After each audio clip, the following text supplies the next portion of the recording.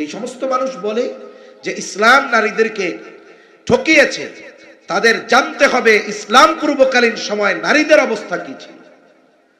কন্যা সন্তান হয়েছে এই মর্মে যদি সংবাদ দেওয়া হতো, চেহারাটা কালো হয়ে যাইত, মানুষেরা ঘর থেকে বের হতো না, মুখ ঢেকে ঢেকে পথ চলতো। কারণ মানুষেরাও বলতো, দেখো ওই যে মাইয়ার বাপ যায়, মাইয়ার বাপ যায়। তার মানে একটা মানুষের কন্যা সন্তান হওয়া এটা তার জন্য সম্মানের হানিকর হওয়া বিষয় ছিল। তার সম্মান নষ্ট হওয়ার কারণ তারা মনে করত। এই জন্য যতক্ষণ না ওই কন্যা সন্তানকে তারা জীবন্ত মাটিতে পুঁতে ফেলতে পারত, ততক্ষণ পর্যন্ত ওই জাহেলিয়াতের সময়ের মানুষগুলার শান্তি আসতো না। আল্লাহ সুবহানাহু ওয়া তাআলা নারী এবং পুরুষের বিস্তার ঘটিয়েছেন একজন নারী আর পুরুষ থেকে। কিন্তু আল্লাহ সুবহানাহু ওয়া তাআলা আমাদের মৌলিক যে জিনিস রূহ, এটা সৃষ্টি করেছেন কয়জন থেকে? একটু জোরে বলেন তো। একজন থেকে। আল্লাহ তাআলা বলেন, ইয়া আইয়ুহান নাসুত্তাকু রাব্বাকুমুল্লাযী খলাকাকুম মিন নাফসিন ওয়াহিদা। আল্লাহ রাব্বুল আলামিন বলেন, হে মানব সম্প্রদায়, ইত্তাকু রাব্বাকুম, তোমরা তোমাদের রবকে ভয় করো। কোন রব? বলে আল্লাযী খলাকাকুম মিন নাফসিন ওয়াহিদা, যিনি তোমাদেরকে একটি প্রাণ থেকে সৃষ্টি করেছেন। তার মানে যিনি আমাদের রূহ একটি প্রাণ থেকে বের করেছেন। কারণ হাদিসের মধ্যে এসেছে, নবীজি সাল্লাল্লাহু আলাইহি ওয়াসাল্লাম বলেন, আল্লাহ তাআলা আদম আলাইহিস সালামকে সৃষ্টি করেছেন মাটি থেকে, আর আমাদেরকে সৃষ্টি করেছেন আদম আলাইহিস সালাম থেকে।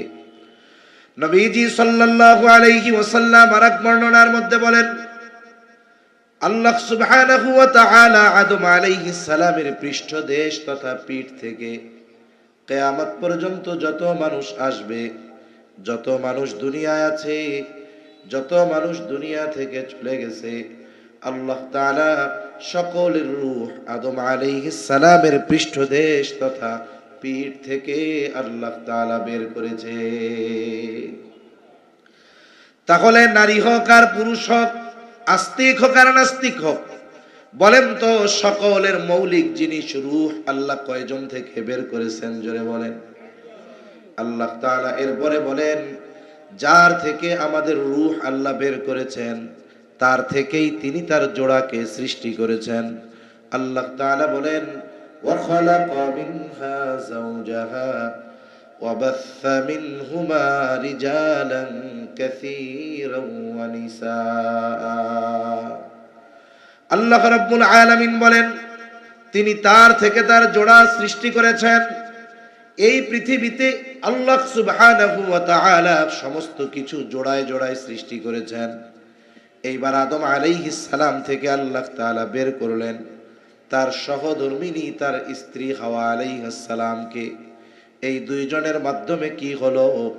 আল্লাহ তাআলা বলেন, ওয়া বাসসা মিনহুমা রিজালান কাসীরান ওয়া নিসা। এই দুইজনের মাধ্যমে আল্লাহ তাআলা এই পৃথিবীতে নারী এবং পুরুষের বিস্তার ঘটিয়েছেন। তাহলে আমাদের এই অবয়ব আকৃতি, এটা আল্লাহ তাআলা একটা সিস্টেম করেছেন, দুইজনের মধ্য থেকে বের করছেন, দুইজনের মাধ্যমে। আর আমাদের রূহ আল্লাহ একজন থেকে সৃষ্টি করেছেন। এর দ্বারা আবার এটা বলার সুযোগ নাই তাহলে মনে হয় আল্লাহ তাআলা নারী পুরুষ বা স্বামী স্ত্রী বিহীন গঠন দিতে পারেন না, এ কথা বলার সুযোগ আছে? কেন নাই? কারণ আল্লাহ তাআলা আদম আলাইহিস সালামকে সৃষ্টি করার হাজার হাজার বছর পর মারিয়াম আলাইহিস সালামের গর্ভে পিতা বিহীন আল্লাহ তাআলা হযরত ঈসা আলাইহিস সালামকে সৃষ্টি করেছেন। তার মানে আল্লাহ তাআলা যদি চাইতেন এই স্বামী স্ত্রী বিহীন আল্লাহ তাআলা মানুষ সৃষ্টি করতে পারতেন, কিন্তু আল্লাহ তাআলা প্রত্যেকটা কিছু একটা রুলস, একটা নিয়ম, একটা নিজামের মধ্যে আল্লাহ তাআলা পরিচালিত করেন। তাহলে নারী এবং পুরুষের মধ্যে গঠনগত কিছু পার্থক্য আছে, তারতম্য রয়েছে। বলে শারীরিক কি পরিবর্তন অথবা কি পার্থক্য, এটা কম বেশি আমাদের সবার জানা। বলে একজন নারী সন্তান ধারণে সক্ষম, সন্তানকে দুধ পান করাতে সক্ষম। আল্লাহ তাআলা এই ধরনের কিছু স্পেশালিটি তাকে দিয়েছেন যেগুলো আল্লাহ পুরুষকে দেন নাই।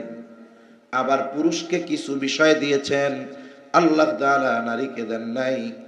এইভাবে আকৃতিগত কিছু পার্থক্য নারী আর পুরুষের মধ্যে রয়েছে। আবার শরীয়তের দিক দিয়ে কিছু পার্থক্য নারী পুরুষের মধ্যে রয়েছে।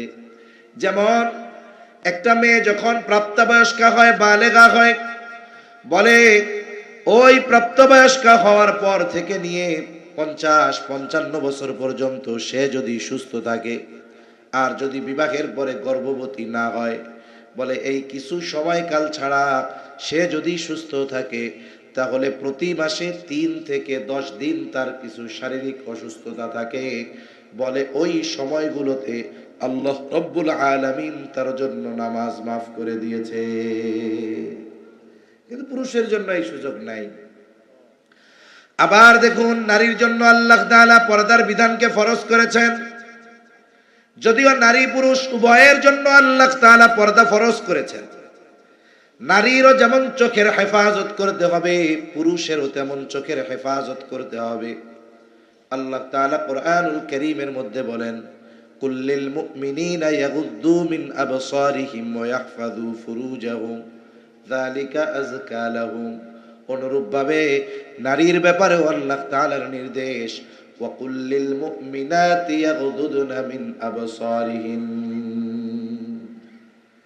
এই যে নজর হেফাজত করা, এটা যেমন পুরুষের জন্য নির্দেশ, বলে নারীর জন্য নির্দেশ। তবে চেহারা আবৃত করা, ঢেকে রাখা, এটা পুরুষের জন্য আদেশ নাই, তবে নারীর জন্য তার চেহারা ঢেকে রাখতে হবে। নারীর কণ্ঠটাও সতর, বলে নারীর কণ্ঠটাও কিন্তু পর্দার অন্তর্ভুক্ত। শুধু তাই না, নারীরা যে জোরে পা ফেলে চলে, এটাও ইসলাম মানা করে দিয়েছে। কেন মানা করছে? দেখুন, নারীরা অনেক সময় পায়ের মধ্যে অলংকার পরে, নূপুর পরে, আবার যখন জোরে জোরে হাঁটবে, তার হাঁটার আওয়াজে মানুষ তার দিকে আকর্ষিত হবে। কেন নারীদের কথা এটাও সতর বা পর্দার অন্তর্ভুক্ত? বলে পৃথিবীর বহু ঘটনা আছে, শুধুমাত্র কণ্ঠ শুনে লাখো যুবক দেওয়ানা হয়ে গেছে। যেই চেহারা দেখছে চিন্তা করে কণ্ঠ কি আর চেহারা কি। আছে না নাই বলেন? আছে। এজন্য নারীর কণ্ঠটাও পর্দার অন্তর্ভুক্ত। শুধু তাই না, রাসূল আকরাম সাল্লাল্লাহু আলাইহি ওয়াসাল্লাম নারীদের ব্যাপারে কিছু স্পেশাল খবর দিয়েছেন। আসলে আমি একটা বিষয় নিয়ে বলবো, এরপরেও নারীদের ব্যাপারেও কিছু স্পেশাল সুখবর দেওয়া দরকার। কারণ সামনে অডিয়েন্স যারা থাকে, শ্রোতা যারা থাকে, স্বাভাবিকভাবে আলোচনা তাদেরকে কেন্দ্র করেই বেশি হয়। কিন্তু আমাদের দেশে এখন অনেক জায়গায় আছে, অনেক জায়গায় দেখা যায় শরী পর্দার করে ব্যবস্থাপনা করে মা বোনদের জন্য বসার, কথা শোনার ব্যবস্থা করা হয়। আবার অনেক জায়গায় দেখেন প্রজেক্টরের মাধ্যমে দেখানোর ব্যবস্থাও করা হয়। এটা ঠিক নয়।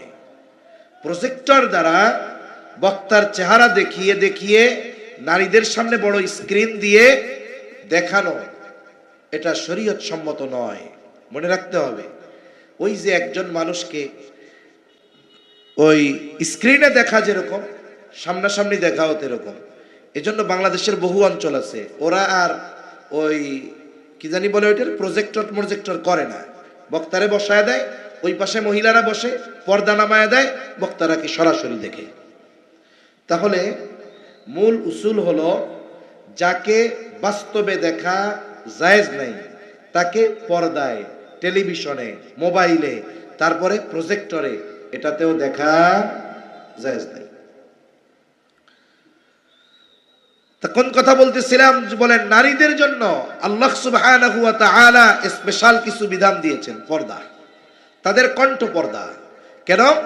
বলে তারা যদি রসালো ভাষায়, মিষ্টি ভাষায় পরপুরুষের সাথে কথা বলে, এটা পরপুরুষ যাদের হৃদয়ের মধ্যে রোগ আছে, এটা তাদের অন্তরের মধ্যে প্রভাব বিস্তার করতে পারে। এজন্য রাসূলুল্লাহ সাল্লাল্লাহু আলাইহি ওয়াসাল্লামের সহধর্মিনীদেরকে আল্লাহ সুবহানাহু ওয়া তাআলা স্ট্রেট ফরওয়ার্ড কথা বলার জন্য আদেশ দিয়েছেন। আল্লাহ তাআলা কোরআনুল কারীমের মধ্যে জানায় দিয়েছেন, ইয়া নিসা আন-নাবিয়্যি লাস্তুন্না কাআহাদিম মিনান নিসা ইন ইত্তাকাইতুন্না ফালা তাখদা'না বিল কওল ফায়াতমা'আল্লাযী ফী কলবিহি মারাদুন ওয়া কুলনা কওলাম মা'রুফা।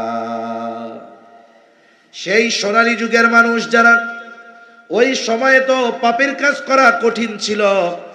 ওই সময় আমার আপনার নবীজির সহধর্মিনীদেরকে আল্লাহ তাআলা নির্দেশ দিয়েছেন, কারো সাথে যদি কথা বলার প্রয়োজন হয়, ওয়াকুলনা কওলাম মা'রুফা, সোজা সাপটা কথা বলবা, কোনো বেকাতেড়া কথা বলা যাবে না। মূলত যদিও রাসূল সাল্লাল্লাহু আলাইহি ওয়াসাল্লামের সহধর্মিনীদেরকে উদ্দেশ্য করে বলা হয়েছে, কিন্তু বাস্তবতা হলো কিয়ামত পর্যন্ত যত নারী আসবে সব নারীদের প্রতি আল্লাহ তাআলার এই নির্দেশনা। যেখানে রাসূলুল্লাহ সাল্লাল্লাহু আলাইহি ওয়াসাল্লামের সহধর্মিনীদেরকে এই বিষয় বলা হয়েছে এরকম, তাহলে সাধারণ মুসলিম নারী যারা, তাদের ব্যাপারে বিষয়টা কত গুরুত্বপূর্ণ এটা বোঝার দরকার। এজন্য অনেক সময় পরপুরুষের সাথে কথা বলার ক্ষেত্রে অনেক মা বোন খুব সাজিয়ে গুছিয়ে রসাত্মকভাবে কথা বলে, কিন্তু নিজের আত্মীয় স্বজন, নিজের স্বামীর সাথে একেবারে গ্রেনেড ছুটতেছে জানি মুখ দিয়ে, এরকম মনে হয়। এ ধরনের আচরণ করা যাবে না। বরং আপনি আপনার ভাষার মাধুর্যতা, সৌন্দর্যতা, এটা আপনার স্বামীর সামনে সর্বোচ্চ প্রয়োগের চেষ্টা করবেন। ঠিক কিনা বলেন? এটাই দরকার।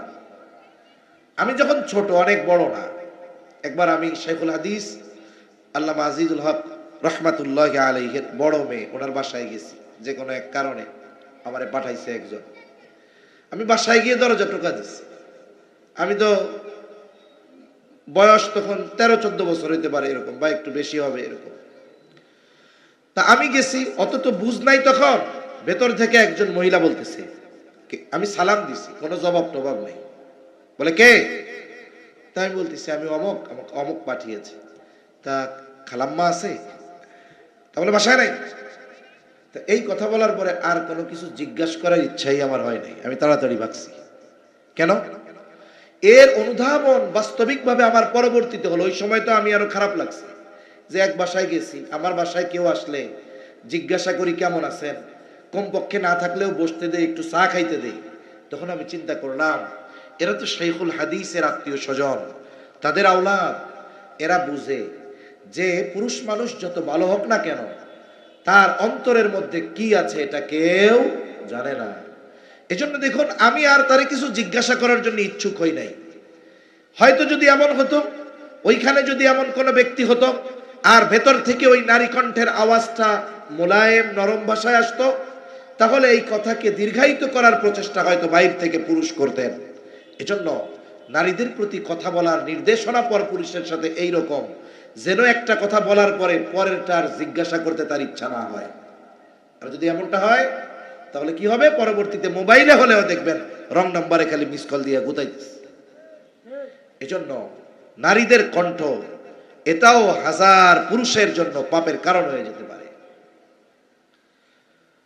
নারীরা চলাচল করবে, বলে তাদের চলাচল এমন ভাবে হবে যেন আওয়াজ না হয়। এখন তো আমাদের দেশের এমন অবস্থা, গোটা পৃথিবীতেই এরকম। এক সময় তো নুপুর দিয়ে, পায়ে নুপুর দিত, চলতো, আওয়াজ হতো। বলে এখন নুপুর লাগে না, হাই হিল শক্ত স্যান্ডেল গুলা দিয়া রাস্তায় যখন হাঁটে তখন বোঝা যায় একজন নারী যাচ্ছে। আপনি আপনার জন্য বাজার থেকে সফট স্যান্ডেল কিনেন, নরম স্যান্ডেল কিনেন, কিন্তু আপনার বোন, আপনার মা, আপনার মেয়ের জন্য কেন আপনি শক্ত স্যান্ডেল কিনেন? সোল্ড শক্ত, হাঁটলে খটখট খটখট করে আওয়াজ হয়। এজন্য তারা পথ চলবে, এতেও যেন কোনো আওয়াজ না হয়। পা ফেলানোটাও তাদেরকে সতর্কতার সাথে ফেলানোর দরকার। কেন?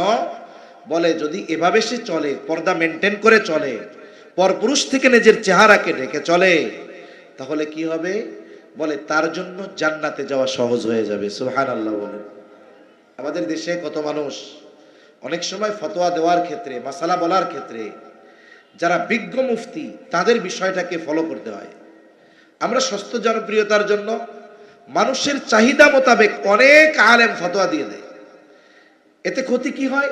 বলে একজন জনপ্রিয় ব্যক্তি যাকে দেশের মানুষ বা সারা পৃথিবীর মানুষ যাকে দেখে ফলো করে, ওনার ছোটখাটো একটা ভুলের কারণে সমাজে অনেক বিশৃঙ্খলা সৃষ্টি হয়ে যেতে পারে।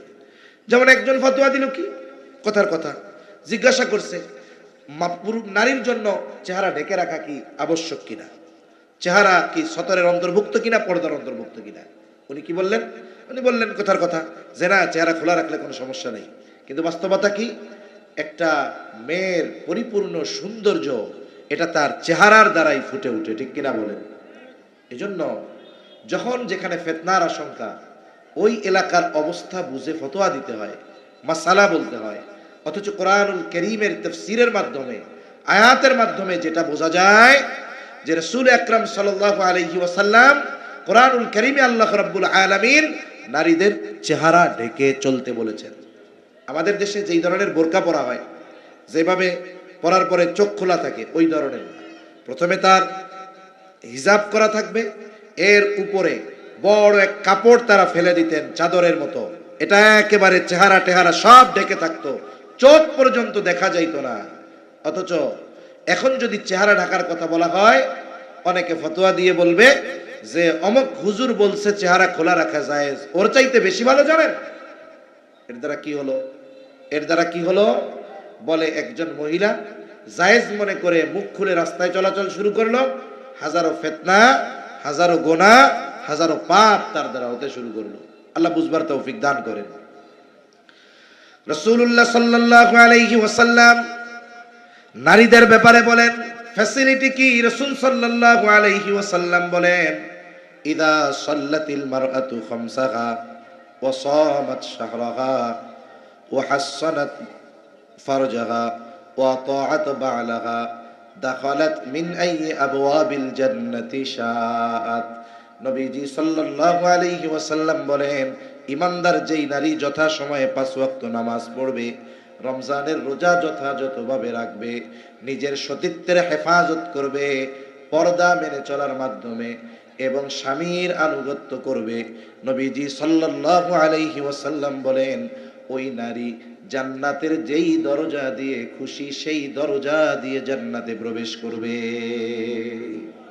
আমার মা বোনরা যারা শুনতেছে তারা এটার উপর আমল করার চেষ্টা করবেন। আর আপনারা যারা শুনলেন, আপনাদের বাড়িতে গিয়ে আপনাদের মা বোন কন্যা তাদেরকে বলবেন যে 5 ওয়াক্ত নামাজ ঠিক মতো পড়ো, রোজার মাসে রোজাটা ঠিক মতো রাখো, সঠিকভাবে শরঈ পর্দা করো, নিজের আব্রু হেফাজত করো, কণ্ঠকে অবনমিত করো, নিচু করো, তোমার কণ্ঠের আওয়াজ যেন বাইরে না যায়, তোমার চলাচলে সতর্ক হও, বাইরে সৌন্দর্য প্রবেশ করো না ওই জাহেলিয়াতের সময়ের নারীদের মতো, তুমি নিজেকে ঢেকে চলো। সাথে সাথে স্বামীর দ্বীনি বিষয়ে যদি কোনো আদেশ দেয় এটার আনুগত্য করো, তাহলে তোমার লাভ কি? তুমি তো অনেক নফল ইবাদত করতে পারতেছো না, কারণ সন্তান লালন পালন করতে হয়, স্বামীর জন্য রান্না করতে হয়, স্বামীর মা বাবার জন্য রান্না করতে হয়, স্বামীর আত্মীয় স্বজন আসলে তাদের জন্য রান্না বাড়া করতে হয়, কাপড় চোপড় ধুইতে হয়।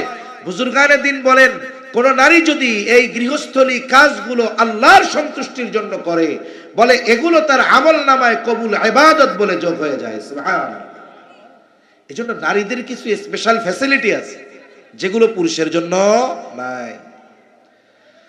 তাহলে বলতেছিলাম শরীয়তের কিছু বিষয়ে তারতম্য রয়েছে, কিন্তু ইবাদতের বিনিময়ের ক্ষেত্রে আল্লাহ তাআলা কোনো তারতম্য রাখেন নাই। বলে শরীয়তে আরেকটা বিষয় যদিও দেখা যায় তারতম্য পার্থক্য, কিন্তু বাস্তবে এগুলো পার্থক্য নয়। কোন বিষয়? বলে সম্পদ বন্টনের ক্ষেত্রে ইসলাম যেই সিদ্ধান্ত দিয়েছে, আল্লাহ তাআলার সিদ্ধান্ত কোরআনুল কারীমের মধ্যে যে 2 জন কন্যা যেই পরিমাণ সম্পদ পাবে, একজন ছেলে সেই পরিমাণ সম্পদ পাবে, অথবা একজন সন্তান যেই পরিমাণ ছেলে সন্তান সম্পদ পাবে, বলে তার অর্ধেক একজন কন্যা সন্তান পাবে। এই যে পিতার সম্পদের যেই বন্টন রীতি, এটা দুনিয়ার কেউ করেন নাই, এটা করেছেন কে? আরো জোরে বলেন কে? আল্লাহ তাআলা করেছেন। কিন্তু ইসলাম বিদ্বেষীরা যেই বিষয়গুলো নিয়ে ইসলামের উপরে আঘাত করে, এর মধ্যে একটা হলো এইটা যে তারা বলতে চায় ইসলাম নারীদেরকে ঠকিয়েছে। কেন? বলে পুরুষের চাইতে অর্ধেক দিছে নারীরে। নাউজুবিল্লাহ। এক নম্বর বিষয়, এই সিদ্ধান্ত যেহেতু আল্লাহ তাআলার, এখানে কোনো বেইনসাফি হয় নাই। বেইনসাফি হয়েছে বলার সুযোগ আছে? নেই। আল্লাহ রাব্বুল আলামিন বলেন, ইউসিকুমুল্লাহু ফি আওলাদিকুম লিয-যাকারি মিসলু হাযযিল উনসায়াইন। আল্লাহ কি আওলাদিকুম, যে আল্লাহ তাআলা তোমাদের সন্তানদের ব্যাপারে তোমাদেরকে ওসিয়ত করতেছেন, মানে তোমাদেরকে আদেশ দিচ্ছেন, লিয-যাকারি মিসলু হাযযিল উনসায়াইন, ছেলে সন্তানের জন্য দুই কন্যা সন্তানের সমপরিমাণ। এখন এই সিদ্ধান্তটা আল্লাহ তাআলার, কিন্তু দেখতে তো দেখা যায় পুরুষের বেশি নারীর কম, কিন্তু বাস্তবতা এটা নয়। একটা উদাহরণ দিলে বুঝতে সহজ হবে। মনে করেন একজনের বেতন হলো 50,000 টাকা, আর একজনের 25,000 টাকা। বলেন তো 25 বেশি না 50 বেশি? কিন্তু যে 50,000 টাকা বেতন পায়, বলে তার খরচের শেষ নাই। মাস শেষে দেখা যায় তার কোনো টাকা পয়সা বাঁচে না, বরং কোনো মাসে মানুষের কাছ থেকে আরো কর্জ নেওয়া লাগে, ধার নেওয়া লাগে।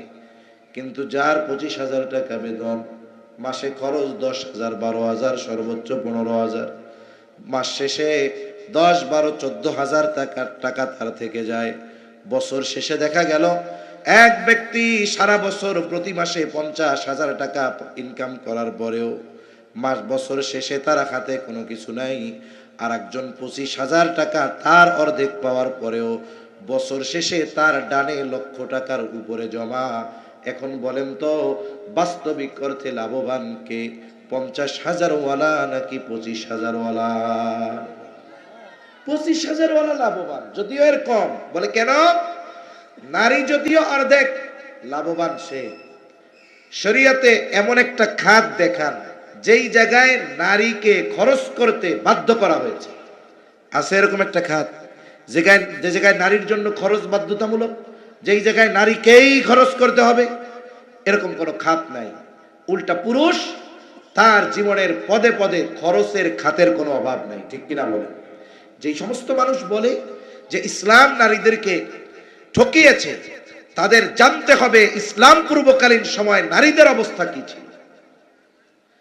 ইসলাম পূর্বকালীন সময়ে তো নারীদেরকে সমাজের বোঝা মনে করা হতো। কোন পিতাকে যদি কন্যা সন্তান হয়েছে এই মর্মে খবর দেওয়া হতো, চেহারার দিকে তাকানো যাইত না। আল্লাহ তাআলা বলেন, ওয়া ইযা বুশশিরা আহাদুহুম বিল উনসা যাল্লা ওয়াজহুহু মুসওয়াদ্দান ওয়া হুয়া কাযীব। কন্যা সন্তান হয়েছে এই মর্মে যদি সংবাদ দেওয়া হতো, চেহারাটা কালো হয়ে যাইত, মানুষেরা ঘর থেকে বের হতো না, মুখ ঢেকে ঢেকে পথ চলতো।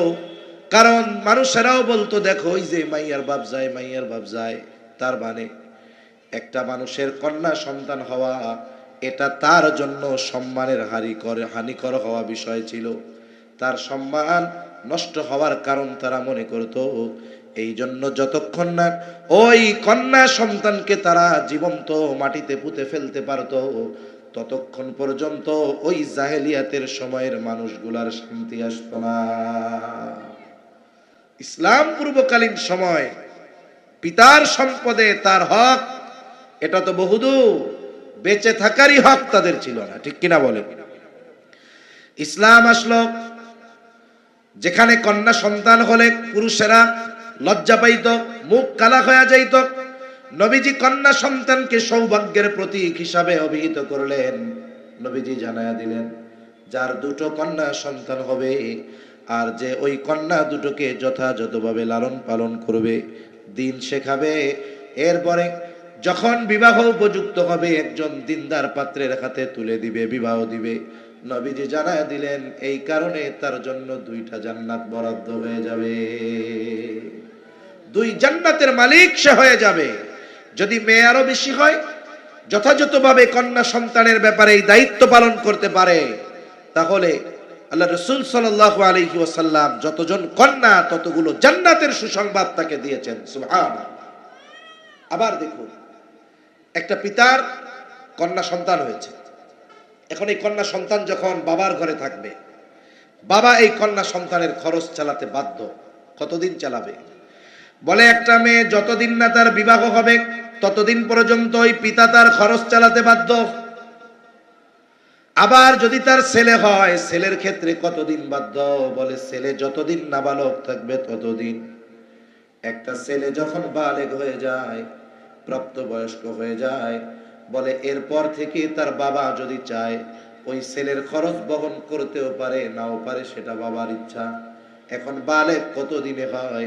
হাদিসের মধ্যে আসছে আহাদুল বুলুগ, বালেগ হওয়ার সর্বশেষ সময় সীমা হলো 15 বছর। বলে এটা ইংরেজি হিসাবে নয়, আরবি হিসাবে 15 বছর। তার মানে আপনি যদি খ্রিস্টীয় বর্ষ হিসাব করেন 14 বছর 7 মাস। একটা ছেলের যখন বয়স হয়ে যাবে তাকে নাবালক বলার আর কোনো সুযোগ নাই, সে তখন বালেগ হয়ে যায়।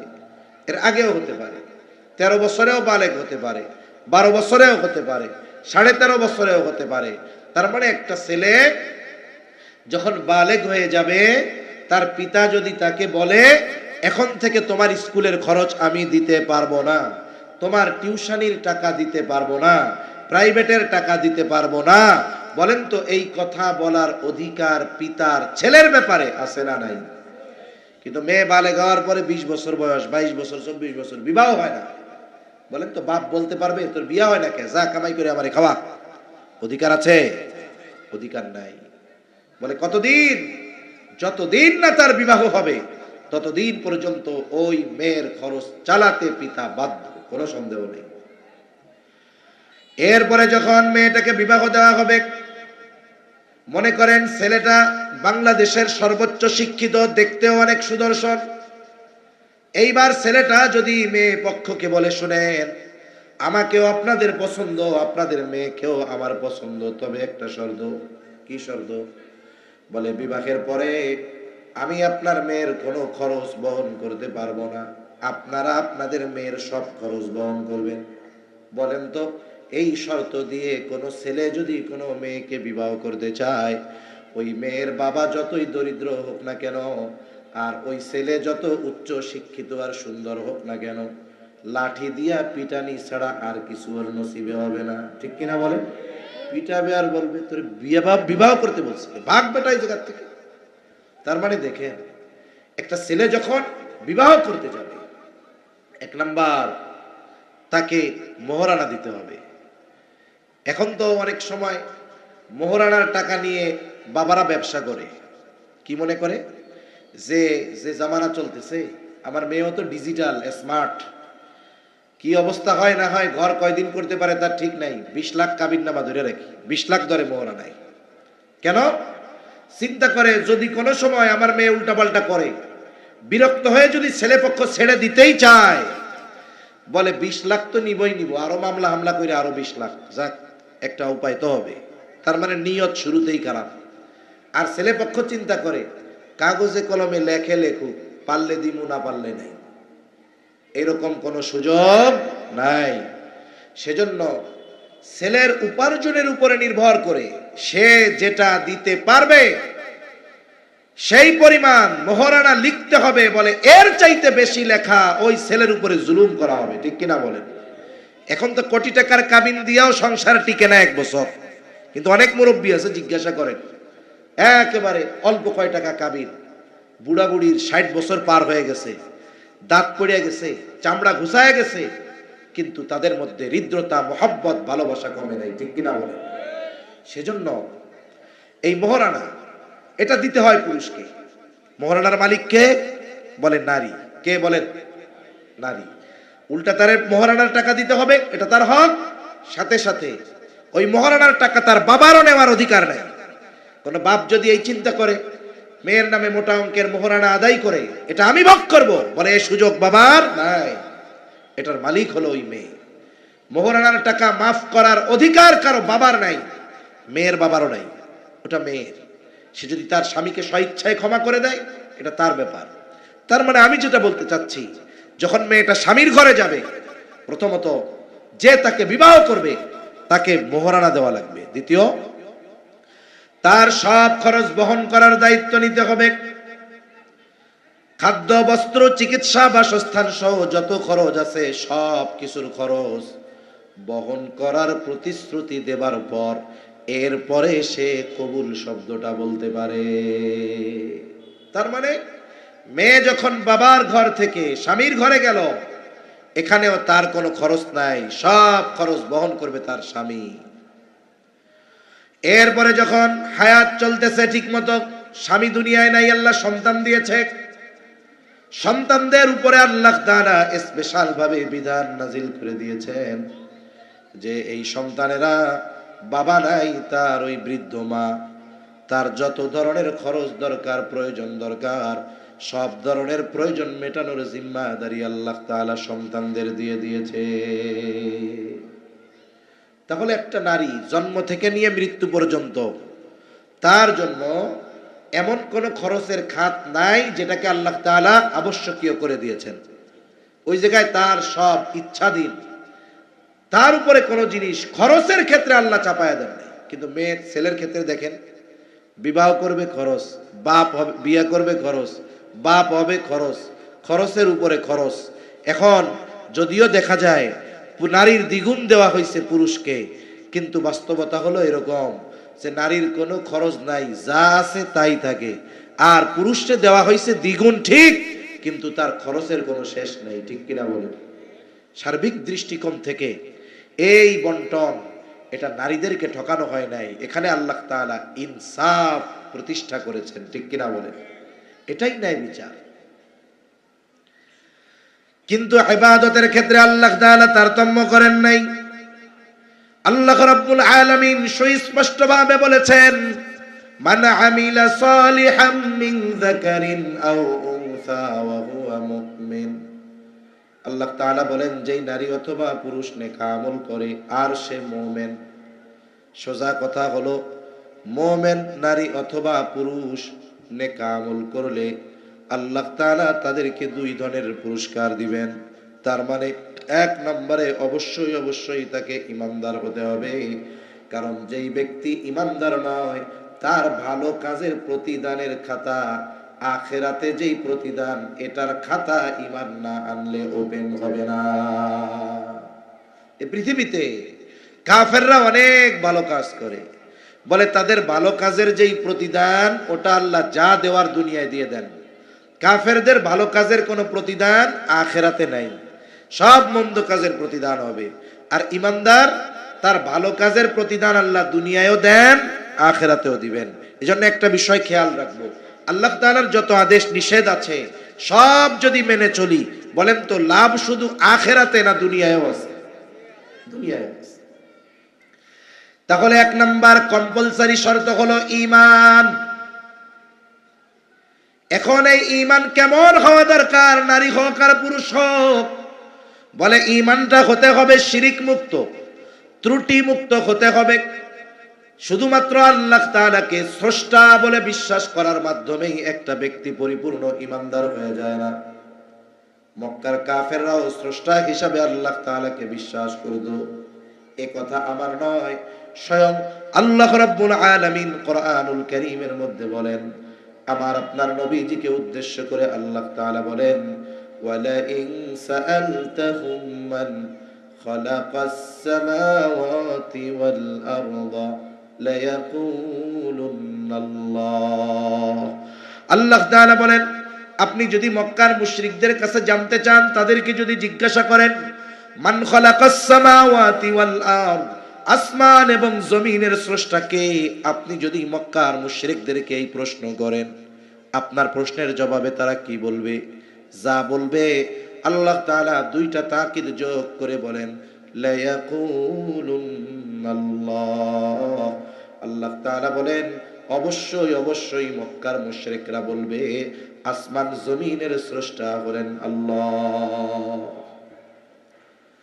আল্লাহ রাব্বুল আলামিন আরেক জায়গায় বলেন, ওয়ালা ইন সাআলতাহুম মান নাযালা মিনাস সামাই মাআন ফাআহইয়া বিহিল আরদ বা'দা মাউতিহা।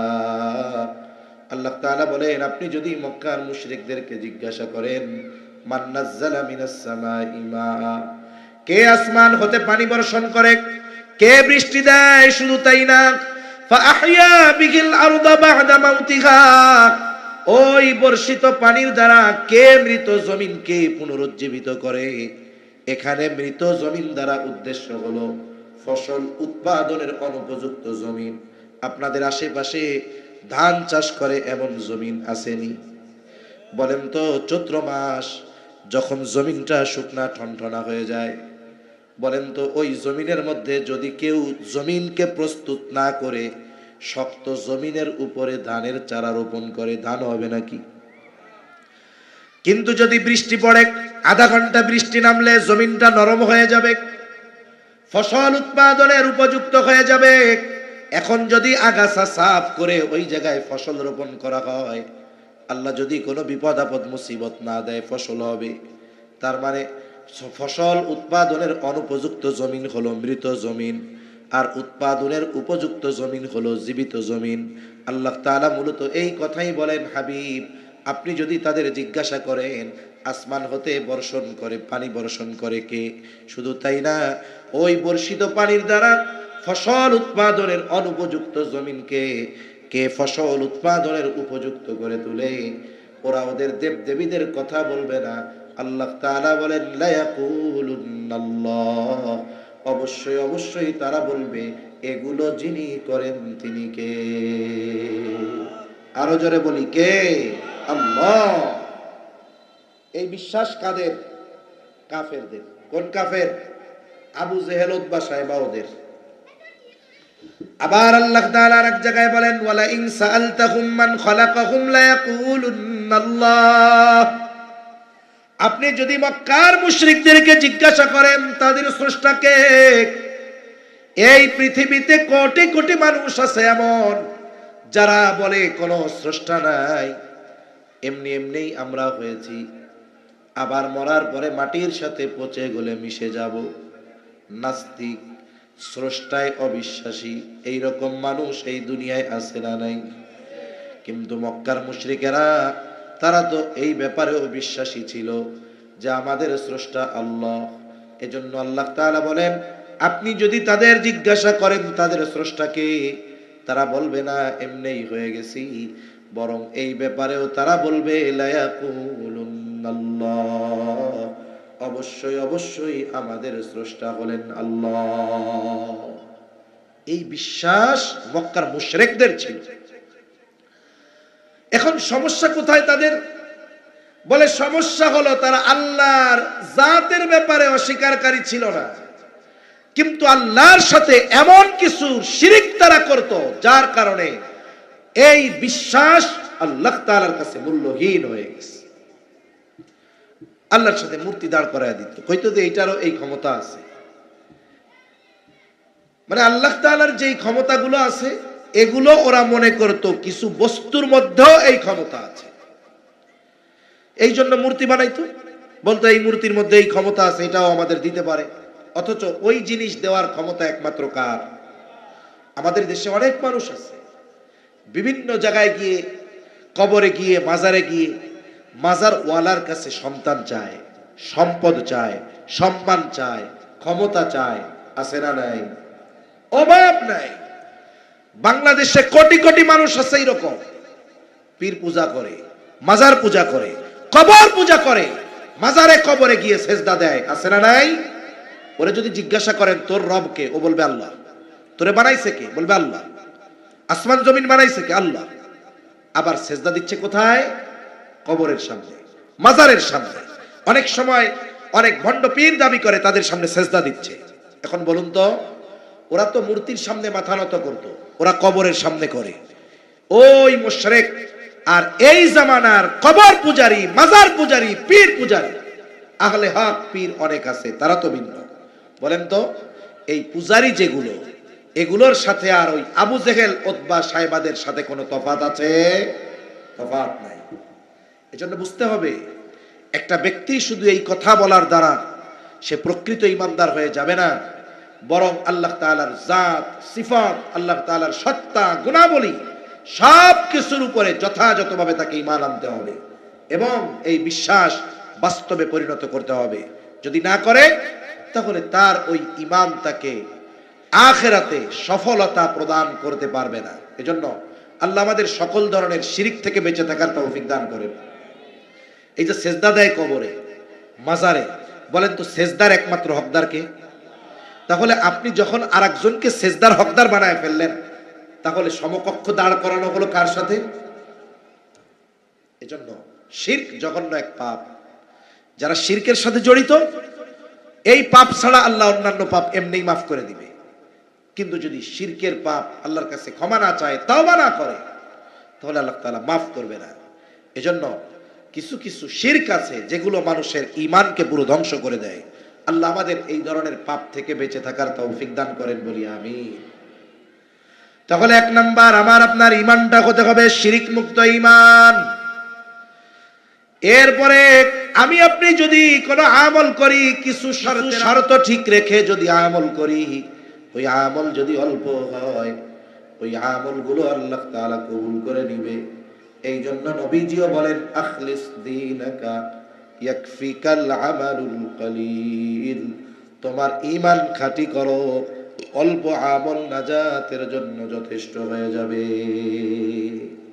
তাহলে দুনিয়া আখিরাতে যদি আল্লাহর কাছে উত্তম প্রতিদান চাই, এক নম্বরে আমাদেরকে শিরক মুক্ত ঈমান অর্জন করতে হবে। আল্লাহ তৌফিক দেন, বলি আমিন। এরপরে কি? আমলে সালেহ। ঈমান ঠিক তো আমল যদি অল্প হয়, এটা আল্লাহর কাছে গ্রহণযোগ্য। তবে এই আমলগুলো কিছু শর্তের আলোকে যদি করা যায়, ছোট হলেও তার দাম আল্লাহর কাছে বেড়ে যায়। এখন আমলগুলো যে আমরা করব, ঈমান তো ঠিক আছে, আমলের ক্ষেত্রে কি করব? এক নাম্বার, আমরা যেই আমলটা করি না কেন, সেটা যত ছোট হোক, আমরা আমাদের আমলটা একমাত্র কার সন্তুষ্টির জন্য করব? বলেন। আমাদের নিয়ত থাকবে যে আমরা আল্লাহর সন্তুষ্টির জন্য আমলটা করতেছি। মনে করেন একজন বাড়ি বানিয়েছে, তার দক্ষিণ দিকে ফাঁকা। যেই বাড়িতে দক্ষিণে ফাঁকা আর ওই বাড়িতে দক্ষিণ পাশে ঘরের জানালা নাই, ওই লোকরে মানুষ বলদ ছাড়া আর কিছু বলবে না, ঠিক কিনা বলেন? এখন আপনি জানালা কাটবেন, নিয়ত করবেন কি? বলে জানালা কাটতেছি এই জন্য, আমার তো বিল্ডিং আটকায় রাখলে কোনো আওয়াজ ঢুকে না ভিতরে, তা জানালা কাটতেছি এটা বাতাস খাওয়ার জন্য না, জানালা খোলা রাখবো, আজানের আওয়াজ আসলে যেন নামাজে যাইতে সুবিধা হয়। নিয়ত করলেন আজানের আওয়াজ যেন ঘরে আসে।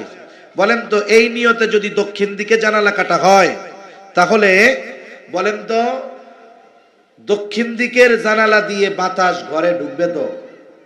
কথা বুঝেন নাই মনে হয়, ঢুকবে? তাহলে দেখুন, নিয়ত করছেন আজানের আওয়াজ যেন আসে, এই জানালা কাটলেন, এটা আপনার নেক আমলের কারণ হলো, বাতাস তো ফাউই পাবেন, ঠিক কিনা কখন? এজন্য দুনিয়ার মানুষ বুঝে না, দুনিয়ার অনেক বৈধ কাজ আছে, সেই কাজগুলো যদি আমরা আল্লাহর জন্য করি, ওটাও আমাদের সওয়াব পাওয়ার কারণ হয়ে যায়। আর যেটা ইবাদত, এটা তো আল্লাহ তাআলা হকদার। যে কোনো ধরনের ইবাদত একমাত্র কার সন্তুষ্টির জন্য করব? জোরে বলেন। আমার নিয়তকে আগে পরিশুদ্ধ করতে হবে যে আমার সব কাজ একমাত্র আল্লাহর জন্য।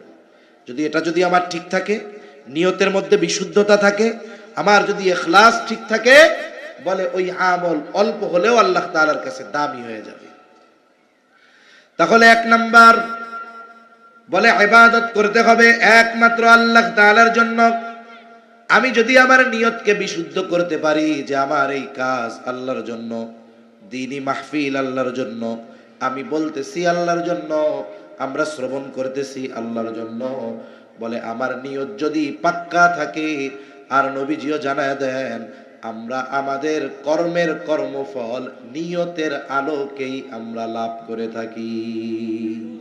অনেক ভালো কাজ করছে, নিয়তের মধ্যে গড়মিল, কোনো প্রতিদান আল্লাহর কাছে নাই।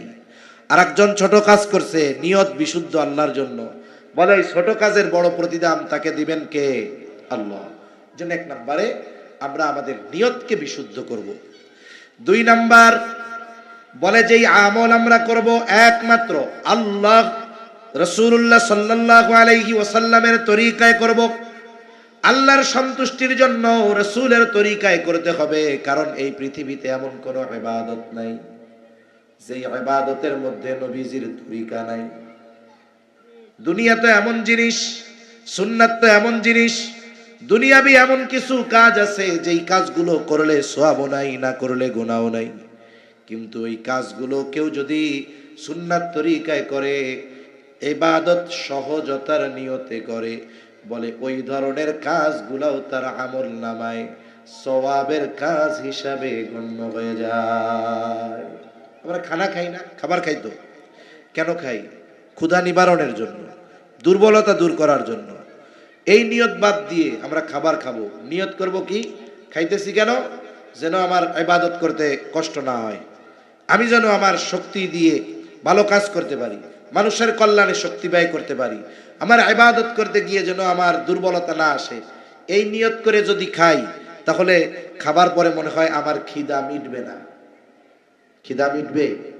দেখুন, আপনার ক্ষুধা নিবারণ হলো, কিন্তু খানাটা অন্য নিয়তে খাওয়ার কারণে আপনার এই খানা খাওয়াটাও আমল বলে গণ্য হয়ে গেল। সুবহানাল্লাহ।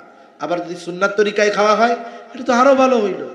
এজন্য দুনিয়াবি সাধারণ কাজগুলো নিয়ত এবং সুন্নতের কারণে ইবাদতে পরিণত হয়। এজন্য আমরা আমাদের জীবনের দৈনন্দিন কাজগুলো নবীর তরিকায় করার চেষ্টা করব তো ইনশাআল্লাহ। আর ইসলাম তো এমন এক জীবন ব্যবস্থা যেখানে সব কিছু আছে। আমি রাস্তা দিয়ে হাঁটবো ডান পাশ দিয়ে, কেন? নবী ডান পাশ দিয়ে হাঁটতে বলছে। আমি নিচের দিকে তাকিয়ে হাঁটবো, কেন? রাস্তায় চলার সময় নিচের দিকে তাকিয়ে হাঁটা। এরপরে আমি যখন সমান জায়গায় চলবো, লা ইলাহা ইল্লাল্লাহ পড়বো। একটু উঁচু জায়গায় উঠতেছি, আল্লাহু আকবার বলবো। নিচু জায়গায় নামতেছি, সুবহানাল্লাহ বলবো। বলে হাঁটা শুরু করলাম, হাঁটতেছি, পথও যাচ্ছে, গন্তব্যেও পৌঁছাচ্ছি, সাথে সাথে এই হাঁটা আমার আমল নামায় ইবাদত বলে যোগ হয়ে যাচ্ছে। সুবহানাল্লাহ। এজন্য আমরা আমাদের দৈনন্দিন কাজ, এই যে রাতের বেলায় লাইট বন্ধ করে ঘুমাই না, আমরা লাইট বন্ধ করে ঘুমাই। নবীজি বলেছেন, তোমরা রাতের যখন ঘুমাবা বাতি বন্ধ করে ঘুমাবা। এখন তো আর আমাদের কাছে তেলের বাতি নাই, আর নবীজির সময় তো কারেন্টের বাতিও ছিল না। কিন্তু আমরা এই বিষয়টা নিয়তে আনবো যে রাতে বাতি নিভাচ্ছি, বাতি যদি বন্ধ করে ঘুমাই আমার বিদ্যুৎ বিল কম আসবে, অপচয় হবে না। আল্লাহ তাআলা অপচয় করতে মানা করেছে। 2 নাম্বার, নবীজি বাতি নিভায়া ঘুমাইতে বলেছে। বলে সুইচটা একটা টিপ দিলেন এই নিয়তে, অপচয় থেকে বাঁচার জন্য, নবীজির সুন্নাত মানার জন্য। বলে সুইচটা টিপ দিলেন, এটাও আপনার ইবাদত হয়ে যায়। এজন্য সুন্নাত হলো এই যে পরশ পাথরের কথা বলে, যে পরশ পাথরের কথা বলে, এই পরশ পাথরের মতো যার সাথে ছোঁয়া লাগে সুন্নাতের, ওই জিনিসটাই দামি হয়ে যায়, ইবাদত হয়ে যায়। এজন্য আমরা আমাদের ইবাদত গুলো নবীজির তরিকায় করব তো ইনশাআল্লাহ। 3 নাম্বার বলে যে ইবাদত করব, ওই ইবাদতের মাসলা মাসাইল গুলো আমাদেরকে জানতে হবে। এই জায়গায় ইলমের কথা আসে। রাসূলুল্লাহ সাল্লাল্লাহু আলাইহি ওয়াসাল্লাম বলেন, তালাবুল ইলমি ফরিদাতুন আলা কুল্লি মুসলিম। নবীজি সাল্লাল্লাহু আলাইহি ওয়াসাল্লাম বলেন, দ্বীন ইলম শিক্ষা করা প্রত্যেক মুসলমান নরনারীর উপরে ফরজ। কতটুকু ফরজ? বলে দ্বীন ইলমের 2টা স্তর, একটা হলো ফরজে আইন আর একটা হলো ফরজে কিফায়া। ফরজে আইন বলে এটা সবার জন্য শিক্ষা করাই ফরজ। ফরজে কিফায়া বলে কিছু লোক যদি ওই পরিমাণ ইলম অর্জন করে সকলের পক্ষ থেকে আদায় হয়ে যায়। কিন্তু যেটা ফরজে আইন আর একজন শিখলে কাজ হবে না, প্রত্যেক মুসলমান নরনারীকে ওই পরিমাণে ইলম অর্জন করতে হবে। বলে কতটুকু? বলে শরীয়ত মোতাবেক নিজেকে পরিচালিত করতে যতটুকু ইলমে দ্বীন দরকার, কতটুকু ইলম শিক্ষা করা প্রত্যেক মুসলমান নরনারীর উপরে ফরজ। সেজন্য আমরা তো এই বিষয়টার হিসাব করলে অনেকে দেখা যাবে জানে না। এই যে নামাজ পড়ে, কত মানুষ এখনো অনেক এলাকায় আছে 40 বছর ধরে নামাজ পড়ে, দোয়ায় কুনুত মুখস্থ নাই, কুল আল্লাহ সূরা দিয়ে চালায় দেয়। আছে না নাই এরকম? সারা জীবন নামাজ পড়তেছে। একজন নামাজির নামাজ বিশুদ্ধ হওয়ার জন্য কম পক্ষে 5টা সূরা তার শুদ্ধ হওয়া লাগে। কারণ কয় হুজুর 5 সূরা লাগবে কেন? কয় 5টার কমে কি নামাজ পড়া যায়? আপনার 4 রাকাত সুন্নাত পড়ার জন্য কমপক্ষে 4টা সূরা লাগবে না? 4টা সূরা লাগবে। আবার দেখুন সূরা ফাতিহা লাগবে, এই মোট 5টা। এখন আপনার যদি কোনো একটা অশুদ্ধ থাকে তাহলে কি হবে? বলে নামাজ দিতে হবে না। কেন? বলে নামাজ ভঙ্গের 19 কারণের প্রথম কারণ হলো কেরাতে অশুদ্ধ পড়া। এই যে একটার সাথে একটার কানেক্ট আছে। আপনি নামাজ পড়তেছেন, নামাজি, নামাজের কিছু ফরজ আছে, কিছু ওয়াজিব আছে। নামাজের বাহিরে ভিতরে 13 ফরজ। কয় ফরজ বলেন তো? এই 13 ফরজ থেকে যদি একটি ফরজ ওই নামাজের মধ্যে না পাওয়া যায়, বাদ যায়, ছুটে যায়, বলেন তো তার নামাজ থাকবে না যাবে? জোরে বলেন, থাকবে না যাবে? কিন্তু নামাজি যদি 13 ফরজ তার না জানা থাকে, ফরজ ছুটে যাবে কিন্তু নামাজি টের পাবে না। নামাজি টের পাক আর না পাক, তার নামাজ কিন্তু থাকবে না। আবার দেখেন নামাজের ওয়াজিব 14টা। ওয়াজিব ছুটে গেলে কি করতে হবে? বলে সাউ সিজদা দিতে হবে। সাউ সিজদা যদি না দেয় নামাজ হবে না। বলে নামাজের ওয়াজিব 14টা। এখন যদি নামাজি এই 14টা ওয়াজিব না জানে, যদি কোনো একটা ওয়াজিব তার থেকে ছুটে যায়, সে টেরও পাবে না, বুঝতেও পারবে না, জানতেও পারবে না। যেহেতু জানতে পারে নাই, সাউ সিজদাও দিবে না। সাউ সিজদা দিবে না, তার নামাজও হবে না। আবার নামাজ ভঙ্গের কারণ আছে 19টা। বলে 19 কারণ থেকে যদি একটি কারণ পাওয়া যায়, তার নামাজ থাকবে না। এখন নামাজি যদি নামাজ ভঙ্গের 19 কারণ না জানে, দেখা গেল নামাজের মধ্যে তার নামাজ ভঙ্গের কারণ পাওয়া গেল, সে বুঝতেও পারে নাই, টেরও পায় নাই। সে জানুক আর না জানুক, বুঝুক আর না বুঝুক, নামাজ ভঙ্গের কারণ পাওয়া যাওয়ার কারণে তার নামাজ থাকবে না। আবার দেখেন তাহারাত সম্পৃক্ত মাসালাগুলো জানা দরকার। কেন? বলে অজু ভঙ্গের কারণ 19টা। নামাজের মধ্যে যদি অজু ভঙ্গের কারণ 7টা, অজু ভঙ্গের এই 7টি কারণ থেকে যদি একটা কারণ পাওয়া যায়, নামাজের মধ্যে অজু থাকবে না। অজু থাকবে না তো তার নামাজ থাকবে না। আবার দেখেন গোসলের ফরজ 3টা। যদি এই ফরজ সমূহ থেকে কোনো একটা ছুটে যায়, বাদ যায়, বলে তার পবিত্রতা অর্জন হবে না। পবিত্রতা অর্জন হলো না তো তার ইবাদত গুলাও হবে না। আমি তো শুধু নামাজ নিয়ে বললাম আর কি। এরকম প্রত্যেকটা ইবাদত যেটা আমাদের জন্য জরুরি, বলে ওই বিষয়ের মাসলা মাসাইল গুলাও জানা জরুরি। কিন্তু অবস্থা কি? অনেক জায়গার মুসল্লি না জানলেও ইমামের কাছে শিখতে চায় না। কেন? কারণ ইমামের উপরে গরম গরম কথা কয়। ওই ইমাম যদি জানতে পারে যে এই মুসল্লি দোয়ায় কোনো জানে না, তাহলে ইজ্জত থাকবো? শরম পাইবো, তাই না? এই জন্য ইমামের সামনে শিখতে চায় না, বলতে চায় না। আচ্ছা, আপনি এই ইমামের কাছে লজ্জার কারণে আপনি আপনার অজানা বিষয়গুলো তার থেকে জানতেছেন না, লজ্জা পাইতেছেন। লজ্জার কারণে কি হলো? তার ইবাদত হচ্ছে না। এখন ইবাদত না হওয়ার কারণে কি হবে? আখিরাতে সাইজ আছে না নাই? জোরে বলেন, আছে না নাই? এখন বলেন, দুনিয়ায় ইমামের কাছে লজ্জা পাওয়া ভালো নাকি আখিরাতে শাস্তি পাওয়া ভালো? ইমামের কাছে লজ্জা পাওয়া ভালো না? তাহলে আমাদের যাদের মনে হয় যে না আমরা ফরজ পরিমাণ ইলম অর্জন করতে পারি নাই, আপনি যদি আপনার মসজিদের ইমাম সাহেবকে গিয়ে বলেন যে ইমাম সাহেব, আমরা তো ফরজ পরিমাণ ইলম আমাদের মধ্যে আছে কিনা জানি না, কিন্তু যতটুকু ইলম শেখা ফরজ, আমরা তো কাজের মানুষ, ব্যস্ত মানুষ, রাতের বেলা সময় ছাড়া সময় পাই না, আমাদের এশার পরে আধা ঘন্টা 1 ঘন্টা সময় দিয়ে আমাদের মাসলা মাসাইল গুলো শিখায়া দেন, সূরা কেরাত গুলো শুদ্ধ করায়া দেন। বলেন তো বাংলাদেশের কোন ইমাম বলবে যে আমার টাইম নাই, পারবো না? এরকম কেউ আছে বলার মতো? বরং স্বতঃস্ফূর্তভাবে দায়িত্ব নিয়ে আমরা যারা পারি না আমাদেরকে তারা শিখিয়ে দিবে। কিন্তু আফসোস, ওই যে আমি যে সূরা ফাতিহা শুদ্ধ পারি না, এটা যদি যাই না যায় ইজ্জত থাকবো? এই জন্য আমার সূরা কেরাত শুদ্ধ করার দরকার নাই, ইমাম সাহেবের কাছে লজ্জা পাওয়ার দরকার নাই। এই লজ্জা ভাঙতে হবে। এই লজ্জার কারণে আমার ইবাদত নষ্ট হচ্ছে, আমল নষ্ট হচ্ছে, আখিরাতে শাস্তির ভান্ডার জমা হচ্ছে আমার জন্য। এজন্য আমরা শিখবো। আল্লাহ তৌফিক দান করেন, বলি আমিন। 3-4 নাম্বার যেই জিনিসটা লাগবে, বলে তার উপার্জন এবং খাবার উভয়টা হালাল হতে হবে। শুধু খাবার হালাল হলে হবে না, উপার্জনের উৎসটাও হালাল হতে হবে। এই জন্য অনেক সময় অনেক মানুষ বিভিন্ন জায়গায় কর্ম করে, খুব পরিশ্রম করে। এক যুবক এসে বলে, ভাই ঢাকায় আমি একটা রেস্টুরেন্টে চাকরি করি, 12 ঘন্টা ডিউটি, একটুও ফাঁকি দেওয়ার উপায় নাই, পুরো আমার হালাল ইনকাম। তা তুমি কোন রেস্টুরেন্টে চাকরি করো? বলে অমুক চাইনিজ রেস্টুরেন্টে। তোমার কাম কি? বলে মানুষজন আসলে তাদেরকে ড্রিঙ্ক সাপ্লাই দেওয়া। ড্রিঙ্ক মানে বুঝেন তো, মানে মদ সাপ্লাই দেওয়া। আমি তাদের কাছে নিয়ে মদ নিয়ে দেই, সে খায়ও না ধরেও না। কাস্তাগফিরুল্লাহ, ওইটা আমি ধরি না, আমি প্লেটটা নিয়ে খালি দিয়ে আসি।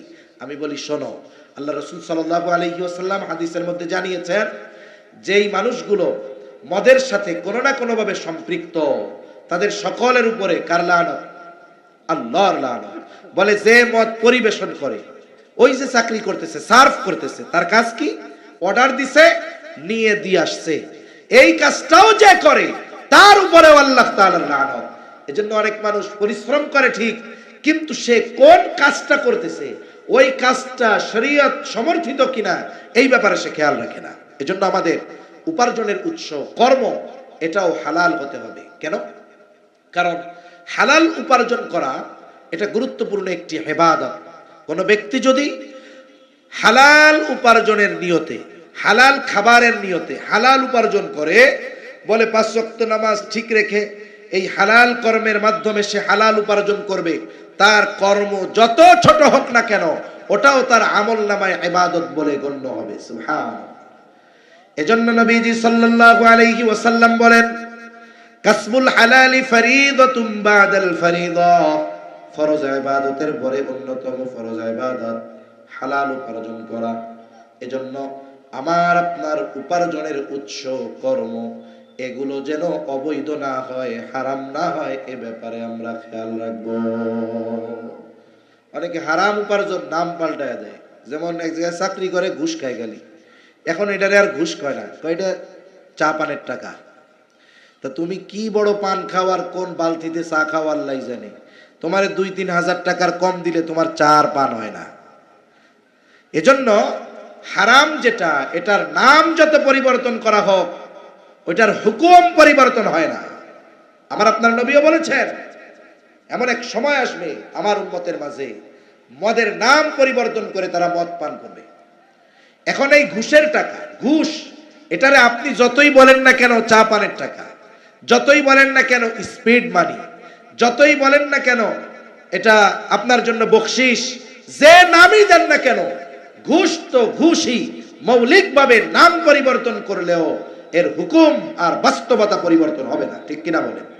আমাদের এলাকায় কিছু লোক আছে দেখতে একেবারে কালো, মানে একেবারে কালো, কিন্তু তার নাম হলো দলা মিয়া। দলা চিনেন নাকি? দলা মানে কি? এখন বলেন, তোর নাম যত দলা মিয়া হোক না কেন, কিন্তু ওর চেহারা কি এই জন্য দলা হয়ে যাবে? আপনি এই ঘুষের টাকার নাম যত পাল্টায় দেন না কেন, ওটা কি বৈধ হয়ে যাবে? এজন্য সুদ, ঘুষ সহ সকল প্রকার হারাম উৎস থেকে উপার্জন আমাদের বন্ধ করতে হবে। সাথে সাথে খাবারটাও হালাল হতে হবে, অথবা উভয়ের যদি যে কোনো একটা হারাম হয়, ওটা তো হারাম হয়ে গেল। আপনি হালাল উপার্জন করে হারাম কিনছেন, হবে না। উপার্জনও হালাল, খাবারটাও হালাল হতে হবে। তা না হলে কি ক্ষতি? বলে যারা হারাম খায়, হারাম উপার্জন করে, এদের অনেক বড় বড় ক্ষতি হয়। এরা এখন টের পায় না, এক সময় আল্লাহ টের পাওয়াই দিবে, কিন্তু তখন করার কিছু থাকবে না। অনেক ক্ষতি। 1 নাম্বার ক্ষতি, বলে যে হারাম উপার্জন করে, হারাম খায়, তার দোয়া আল্লাহ কবুল করেন না। এক ব্যক্তি দীর্ঘ পথ সফর করে আসছে, তার চুল উস্কো খুস্কো, চেহারা মলিন, কাপড়গুলো ধুলোয় মলিন হয়ে গেছে। লোকটা বাইতুল্লাহ ধরে ধরে দোয়া করতেছে খুব বিনয়ের সাথে। এই ব্যক্তির দোয়ার এই অবস্থা দেখে মানুষেরা বলতেছে, এই ব্যক্তির দোয়া আল্লাহ ফিরাইয়া দিতে পারেন না, তার মানে এই ব্যক্তির দোয়া কবুল হবেই হবে, আল্লাহ ফিরাবে না। কিন্তু তার বাস্তব অবস্থা আল্লাহ তাআলা আমার আপনার নবীকে জানিয়ে দিলেন। এইবার আমার আপনার নবী বলে, শোনো, আল্লাহ তাআলা ওই ব্যক্তির দোয়া কেমনে কবুল করবে? যার গায়ে হারাম টাকার পোশাক আর যার দেহটা হারাম খাবার দিয়ে গঠিত, তার দোয়া আল্লাহ তাআলা কেমনে কবুল করবে? তার মানে হারাম উপার্জনকারী, হারাম ভক্ষণকারী, তার দোয়া আল্লাহর কাছে কবুল হয় না। 2 নাম্বার, তার ইবাদত কবুল হয় না। কারণ যার উপার্জন হালাল নয়, খাবার হালাল নয়, বলে সেটা তো অপবিত্র, পবিত্র খাবার নয়। আর আল্লাহ তাআলা বলেন, ইয়া আইয়ুহার রাসূলু কুলু মিনাত তাইয়্যিবাতি ওয়া'মালু সালিহা আল্লাহ তাআলা সব রাসূলগণকে একই নির্দেশ দিয়েছেন, হে রাসূলগণ, কুলু মিনাত তাইয়্যিবাত, আপনারা পবিত্র খান, ওয়া'মালু সালিহা, আর আমলে সালেহ করেন। বুজুর্গানে দিন বলেন, এর দ্বারা এটাই বোঝা যায় যার খাবার পবিত্র নয় তার আমল আল্লাহ তাআলার কাছে কবুল হয় না। 3 নাম্বার বড় ক্ষতি, নবীজি বলেন, লা ইয়াদখুলুল জান্নাতা জাসাদুন গুযিয়া বিল হারাম। নবী আমার বলেন, হারাম ভক্ষণকারীর শরীর জান্নাতে প্রবেশ করবে না। তাহলে দুনিয়ার একটু সামান্য সময়ের মজা নেওয়ার জন্য, একটু ভালো খাওয়ার জন্য, ভালো পড়ার জন্য যেই মানুষগুলো হারাম উপার্জনের পথ বেছে নিয়েছে, হারাম খাবার বেছে নিয়েছে, বলে এই মানুষগুলার মতো কপাল পোড়া আর কেউ নাই। সেজন্য আমরা হারাম থেকে বাঁচবো তো ইনশাআল্লাহ। তাহলে এই শর্তগুলো ঠিক রেখে যদি আমল অল্প করি, কবুল করবেন কে? এখন এই নারী পুরুষ যদি এইগুলা ঠিক রেখে আমল করে, কয় ধরনের পুরস্কার যেন বলছিলাম? 2 ধরনের। কয় ধরনের? 2 ধরনের। প্রথম ধরনের পুরস্কার আল্লাহ দিবেন দুনিয়ায়। কারণ আমি শুরুতেই বলেছি, ইমানদার নারী পুরুষ যখন আমলে সালেহ করে, বলে তার এই ভালো কাজের প্রতিদান আল্লাহ কিছু দুনিয়ায় দেন। দুনিয়ায় কি দিবেন? আল্লাহ তাআলা বলেন, ফালানুহিয়ান্নাহু হায়াতান তাইয়্যিবা। এই ইমানদার নারী পুরুষকে আল্লাহ তাআলা হায়াতে তাইয়্যিবা দান করবে। হায়াতে তাইয়্যিবার লম্বা আলোচনা সংক্ষিপ্তভাবে বলি। আল্লাহ তাআলা তাকে সুখময়, পবিত্র, সুখময় এক জীবন দিবে, শান্তিময় জীবন দিবে, স্বল্পে তুষ্টতা দিবে। আল্লাহ তাআলা তার ইবাদতের মধ্যে মজা দান করবে, সাথে সাথে আল্লাহ তাআলা তাকে সম্মানজনক রিজিক দিবে। এটা দিবে দুনিয়ায়। বলেন তো, দুনিয়ায় কেউ যদি স্বল্পে তুষ্টতা অর্জন করতে পারে, ইবাদতের ক্ষেত্রে মজা অর্জন করতে পারে, প্রয়োজনীয় সম্মানজনক রিজিকের ব্যবস্থা যদি তার হয়ে যায়, এই দুনিয়ায় প্রকৃতপক্ষে একটা মানুষের জন্য আর কিছুর দরকার আছে নাকি? আল্লাহ বলেন দিয়া দিব। আখেরাতে কি দিবে? বলে আমরা যে আমল করি, মনে করেন একজন 100 বছর হায়াত পেয়েছে, এই 100 বছরে একটাও গুনাহ করে নাই। কথার কথা, 100 বছরে এক মুহূর্ত সে ঘুমায় নাই, 100 বছরে এক মুহূর্ত জরুরত ছাড়া তার কোনো সময় জিকির ছাড়া যায় নাই, ইবাদত ছাড়া যায় নাই। এইরকম যদি কোনো ব্যক্তি 100 বছর ইবাদত করে, বলে আল্লাহ তাআলা এর বিপরীতে 100 বছর তাকে যেই নিয়ামত দিয়েছেন, বলে ওই 100 বছরের ওই রকম ইবাদত দিয়ে 100 বছরের নিয়ামত না, 1 বছরের নিয়ামতের প্রতিদান মূল্য ওই 100 বছরের ইবাদত দ্বারা করা সম্ভব নয়। তার মানে আমরা যে ইবাদত করি ওটা দিয়ে জান্নাত পাওয়া সম্ভব। কিন্তু আল্লাহ বলেন, বান্দা আমার খাজানায় তো অভাব নাই। এখন তুমি যদি এই শর্তগুলো ঠিক রেখে করো, তাহলে কি হবে? ওয়ালা নাজজিয়ান্নাহুম আজরাহুম বিআহসানি মা কানু ইয়ামালুন। মূল কথা হইল, আমরা যে আমল করি আল্লাহ তাআলা এই আমলের বিপরীতে অতি উত্তম প্রতিদান আল্লাহ তাআলা আমাদের দান করবে। তার মানে আখিরাতে অনন্তকালের অফুরন্ত নিয়ামতে ভরপুর জান্নাতের মালিক হওয়া যাবে। এজন্য আমরা আমাদের ঈমানকে পরিশুদ্ধ করে, পুরুষ হোক আর নারী হোক, আল্লাহ তাআলার হুকুম আহকামগুলো মেনে চলবো তো ইনশাআল্লাহ। আর বিশেষ করে আমাদের মা বোন যারা আছে, আপনারা শুধু যদি মনে করেন নামাজ রোজা করছেন, তাসবিহ তাহলিল পড়ছেন, এতেই শেষ, না না, অবশ্যই আপনাকে শরীয়তের স্পেসিফিক কিছু নির্দেশনা যেগুলো আপনাদের জন্য রয়েছে, বিশেষ করে পর্দার বিধান, স্বামীর আনুগত্যের বিধান, এই বিষয়গুলোর ব্যাপারে যত্নশীল হতে হবে। তাহলে আশা করা যায় আমরা দুনিয়ায়ও কামিয়াব, আখিরাতেও কামিয়াব। আল্লাহ সুবহানাহু ওয়া তাআলা আমাদের সকলকে কথাগুলো বুঝবার তৌফিক দান করেন। সকলে বলি আমিন। আরো জোরে বলি আমিন। ওয়া আখিরু দাওয়ানা আলহামদুলিল্লাহি রাব্বিল আলামিন। আসসালামু